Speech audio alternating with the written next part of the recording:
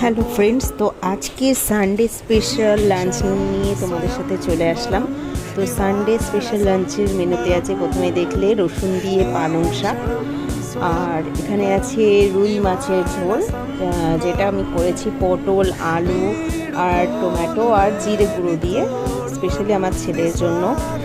তারপরে আছে এখানে স্যালাড, টমেটো, শসা, আর এদিকে গোল গোল করে লেবু কাটা আছে, পাতি লেবু। তো